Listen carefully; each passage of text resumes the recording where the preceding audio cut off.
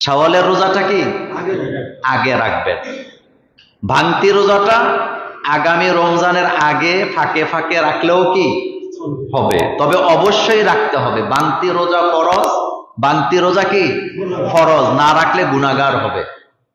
এই ভাঙতি রোজাটা কোনটা?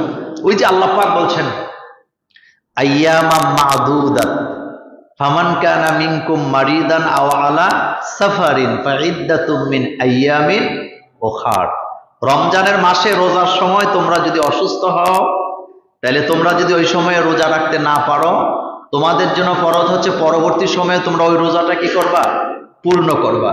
তো যে সমস্ত মায়েদের 3 দিন রোজা গেছে তারা 3টা রোজা রাখবেন, যাদের 5টা গেছে তারা 5টা রাখবেন, যাদের 7টা গেছে তারা কি 7টা রোজা রাখবেন। তবে ভাঙতি রোজা রাখার জন্য তারা সময় পাবে কত মাস? 11 মাস। এই 11 মাসের ভিতরে গনে গনে একাধারে রাখতে হবে, ব্যাপারটা এমন নয়। তারা তাদের মতো করে একটা, কোন সপ্তাহে 2টা, কোন মাসে 1টা, কোন মাসে 2টা করে করে যতটা রোজা ছুটে গেছে অবশ্যই তাদেরকে রাখতে হবে। যদি না রাখে তাহলে গুনাহগার হবে। আমাদের দেশের কিছু মা বোন আছে মান্নতের রোজা রাখে, নফল রোজা রাখে, কিন্তু ভাঙতি রোজার খবর নাই। তো এটার অর্থ কি দাঁড়াইলো? এটার অর্থ দাঁড়াইলো যে আপনার কাছে ফরজের খবর নাই, কিন্তু আপনি নফল নিয়ে কি করলেন, টানাটানি করলেন। সেজন্য গুরুত্বপূর্ণ এই মাসালা আপনারা আপনাদের স্ত্রীদেরকে, আপনাদের মেয়েদেরকে, আমাদের মা বোনদেরকে জানিয়ে দিবেন যে শাওয়ালের রোজা এটা নফল, কিন্তু ভাঙতি রোজা কি ফরজ। শাওয়ালের রোজা শাওয়ালের মাসে রাখতে হবে, কিন্তু ভাঙতি রোজা যেটা, এটা রাখার জন্য 11 মাস সময় তারা পাবে। এখন আসলে শাওয়ালের ভাঙতি রোজাটাকে একসাথে রাখতে হবে না, ইচ্ছা করলে একসাথে রাখতে পারে যদি ওনার শক্তি কুলায়।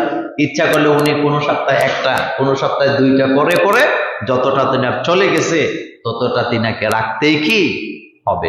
কোন ব্যক্তি যদি এমন অসুস্থ হন জিনার দ্বারা আর রোজা রাখা সম্ভব নয়, তাহলে তারা ফিদিয়াতুন তুআমু মিসকিন, তারা ফিদিয়া দিবে, যেটাকে আপনারা ফিতরা দেন, ফিদিয়া দিবে। ফিদিয়া মানে হলো এক ব্যক্তির একদিনের খাবারের টাকা একজন গরিব মানুষকে তারা দান করে দিবেন। আল্লাহ পাক আমাদেরকে ক্ষমা করুক, আমরা বলি আমিন। এখন আমরা যে বিষয়টিতে আলোচনা করব সেটি হলো শাওয়ালের রোজার ফজিলতটা কি। এটা কি মাস বলেন তো? শাওয়াল। রমজানের পরেও আমাদের জন্য রোজা আছে না নাই? এবার আসেন হাদিস শোনেন, বুখারী সহিহ মুসলিমের হাদিস। ক্বালা রাসূলুল্লাহ সাল্লাল্লাহু আলাইহি ওয়াসাল্লাম মান সামা রমাদান সুম্মা আতবাহু সিত্তাম মিন শাওয়াল কানা কাসিয়ামিদ দাহরি।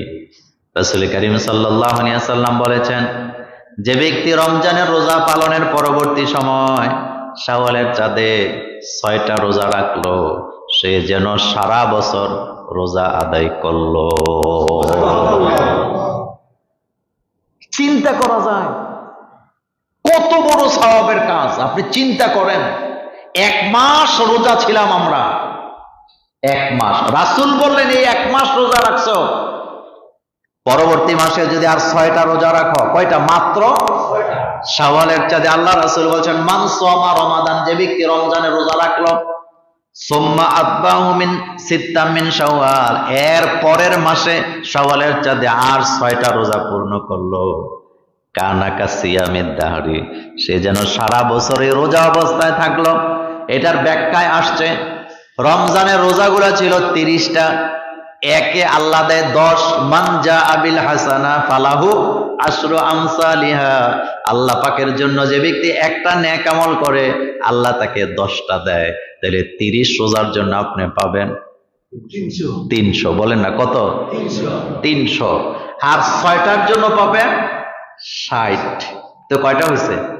360। বলেন কত হয়েছে? আরবি মাস 360 দিনে 1 বছর। সুবহানাল্লাহ বলবেন না? রাসূল যে কি, রাসূলের কথা দেখেন আপনি কিভাবে কাপে কাপে মিলে যায়। রাসূল বলেন 6টা রাখবা শাওয়ালে, আগে রাখছো 30টা, এখন 6টা, তো 36টা। 36কে যদি 10 দিয়ে গুণ দাও তাহলে 360 হয়, পুরা বছর তুমি রোজা রাখলা। এই কথাটাই বলা হয়েছে। এখন শোনেন, শাওয়ালের চাঁদে যারা রোজা রাখবে, মাসনাদে আহমদের হাদিসে আসছে আল্লাহ রাসূল সাল্লাল্লাহু আলাইহি ওয়াসাল্লাম বললেন, যে ব্যক্তি শাওয়ালের চাঁদে রোজা রাখবে, অর্থাৎ একটা এই শাওয়ালের চাঁদের ভিতরে যারা রোজা রাখবে, সিয়াম পালন করবে, আল্লাহ রব্বুল আলামিন তাদের জন্য জান্নাতের ঘোষণা দিয়ে দিবে। আল্লাহ তাদেরকে কি দিবেন?